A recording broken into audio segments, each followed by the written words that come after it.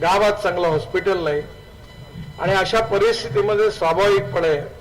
गावं ओस पडत चालली आणि त्याचा परिणाम असा झाला की ही लोकसंख्या आता 30% याचं मायग्रेशन झालं, म्हणजे 55 ते 60% लोक आता ग्रामीण भागात राहतात। कुठल्याही देशाचा आर्थिक मापदंडाने मूल्यांकन करायचं असेल तर त्या देशामधलं जे उत्पन्न आहे ते कृषी विकासाचा दर किती आहे, इतर अन्य याच्यातला दर किती आहे याच्या आधारावर त्या विकासाचं मूल्यमापन होत असतं। आपल्या देशामध्ये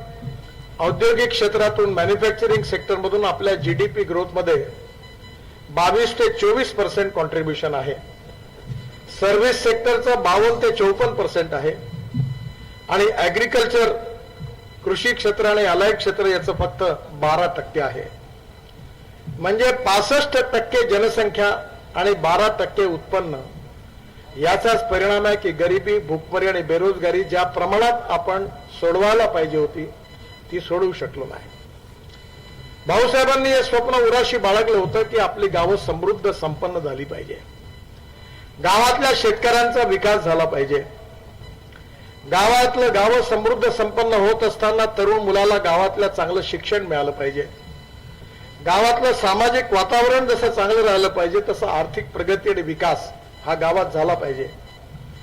आणि या सगळ्या भावनेतून हे उद्दिष्ट समोर ठेवून त्यांनी आपल्या आयुष्यामध्ये कृषी मंत्री म्हणून विशेषतः अनेक इनिशिएटिव्ह घेतले। मला आठवतं की भोंगळेजी माझ्याकडे आले होते, हर्षवर्धनजी, की भाऊसाहेबांच्या काळामधली त्यांची फोटो ही भारत सरकारमध्ये त्या काळातली फोटो कशी मिळवायची ही मोठी समस्या होती। त्या काळात त्यांचे कार्यक्रम, त्यांची प्रदर्शनं, कृषी प्रदर्शनं, परंतु भोंगळेजींचं मी अभिनंदन करीन, ते अतिशय अभ्यासू पत्रकार आहेत,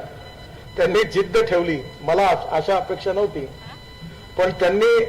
मी त्या मंत्र्यांना, नभोवाणी मंत्र्यांना फोन केला, अधिकाऱ्यांना फोन केला, पण मला वाटलं की कठीण आहे, इतक्या जुळत कसं मिळणार, पण त्यांनी अथक प्रयत्न करून ती सगळी फोटोग्राफ्स मिळवली आणि आज त्या